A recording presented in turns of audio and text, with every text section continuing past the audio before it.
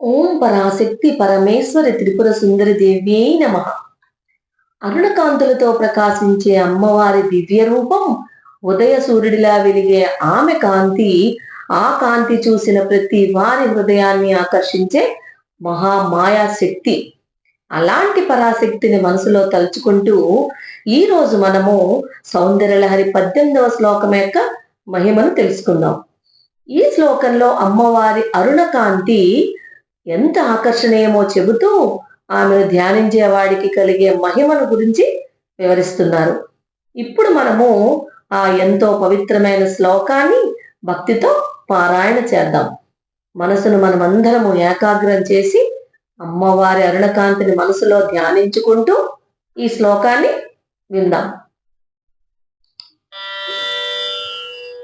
తనుఛాయాభిస్తే తరుణతరణి శ్రీ సరణిభిః దివం సర్వాముర్వి మరుణిమణిమగ్నాం స్మరతి యః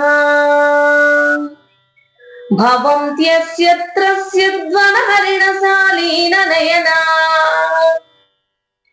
సహోర్వస్యావస్యాః కతి కతి న గీర్వాణ గణికాః.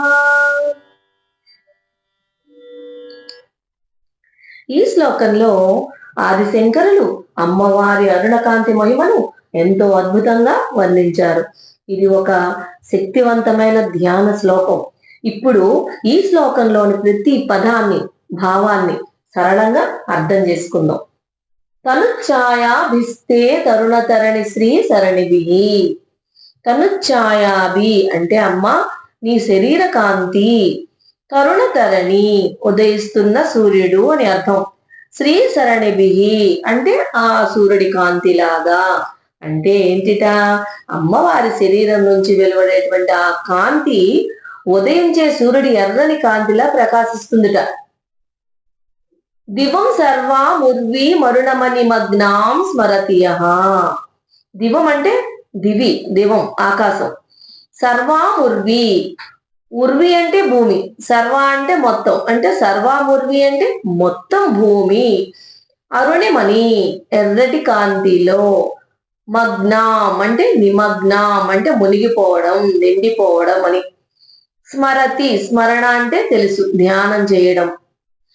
యహ ఎవరు, స్మరతి యహ అంటే ఎవరు ఇలా ధ్యానం చేస్తారో అని. అంటే ఆ కాంతి ఆకాశాన్ని, భూమిని అంతటిని ఎర్రటి కాంతితో నింపేసినట్టు ఎవరు ధ్యానిస్తారో, అంటే అమ్మవారి కాంతి మొత్తం ఆకాశాన్ని, భూమిని అంతటిని ఎర్ర కాంతితో ఎలా నింపేసినట్టు ఉందని ఎవరు ఊహించుకుంటూ ఎవరు ధ్యానిస్తారో అని అర్థం. భవంత్యస్య త్రస్య ధ్వనహరిణ శాలీన నయనాః. భవంతి అంటే అవుతారు, అస్య అంటే అతడు లేదా ఆ వ్యక్తి అని.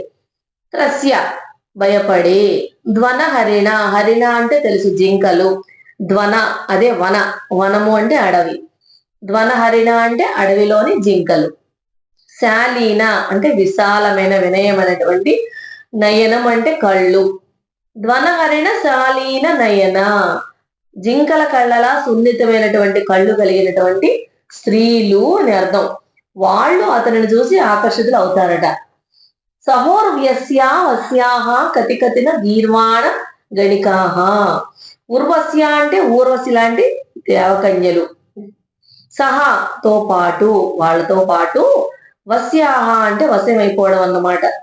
కతి కతిన ఎందరో, గీర్వాణ అంటే దేవలోకము లేకపోతే దేవతలని, గణికాహ అంటే అప్సరసలని అంటచ్చు, దేవకన్యలు అనొచ్చు.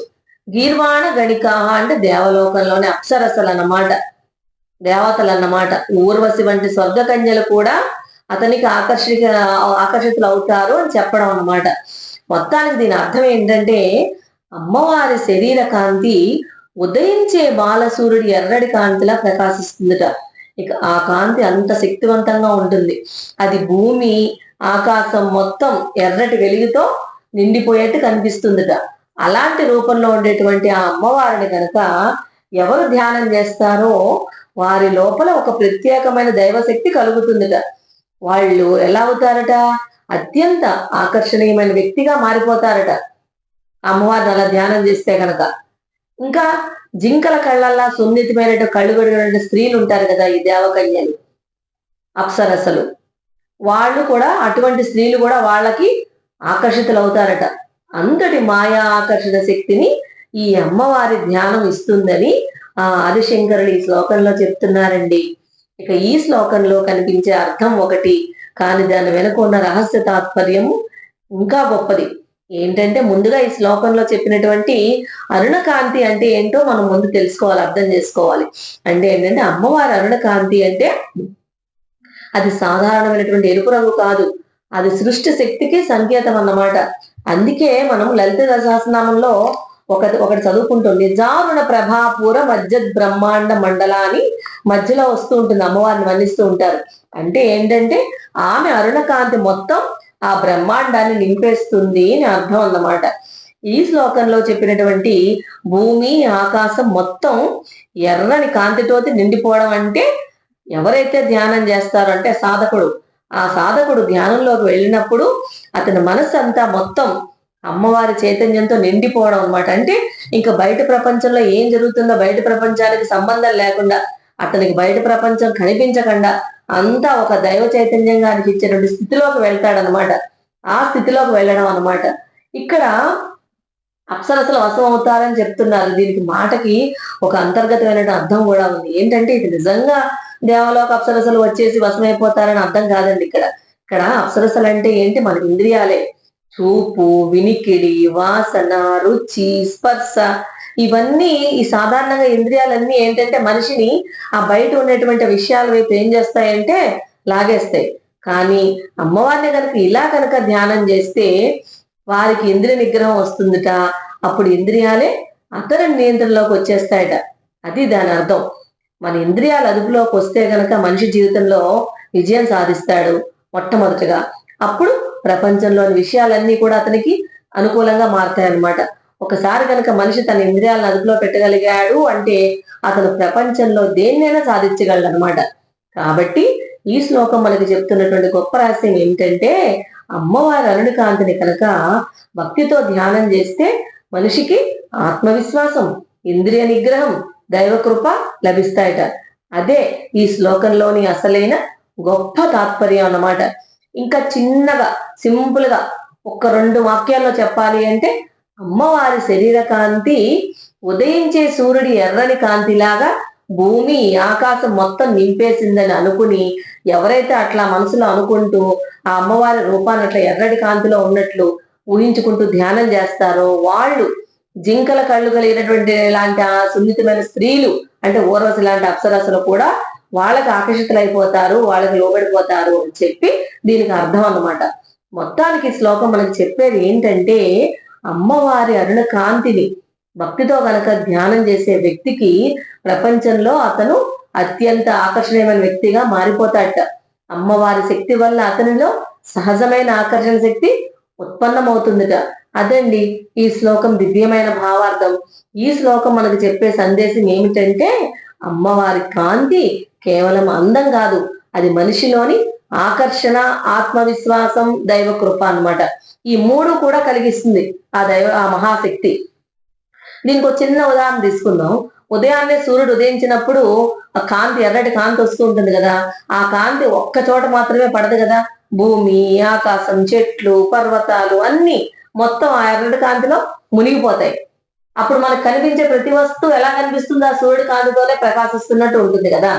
అదే విధంగా అమ్మవారి అరుణ కాంతిని కనుక మనం ధ్యానం చేసుకుంటూ మొత్తం అందులో మునిగిపోయినట్టు, ఆ అరుణ కాంతిలో మునిగిపోయినట్టు ఉన్నట్టు ఊహించుకుంటూ ఎవరు ధ్యానం చేస్తారో ఆ కాంతి వారి మనస్సుని పూర్తిగా నింపేస్తుందిట.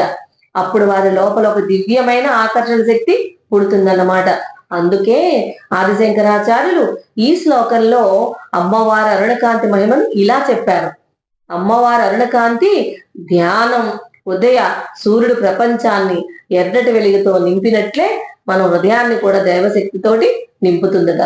ఇంతటి మహిమ కలిగిన ఈ సౌందర్యలహరి శ్లోకాన్ని కనుక మనమందరము భక్తితో జపిస్తే గనక మన మనస్సు పవిత్రమవుతుంది, మన ఇంద్రియాలు అదుపులోకి వస్తాయి, మన జీవితానికి దైవ కృప దారి చూపిస్తుందన్నమాట. మనలోని సహజమైన ఆకర్షణ శక్తి కూడా పెరుగుతుంది. అందుకే ఎప్పుడు అమ్మవారి చరణాలను స్మరించుకుంటూ భక్తితో ఈ శ్లోకాలను జపిస్తే మనందరికీ అమ్మవారి కటాక్షం తప్పకుండా కలుగుతుంది. అమ్మవారి దివ్య కృప మన అందరి జీవితాలను సంతోషం, శాంతి, ఐశ్వర్యంతో నింపాలని ప్రార్థిస్తూ ఆ జగజ్జనని లలితా త్రిపుర సుందరి అమ్మవారికి శరణం శరణం.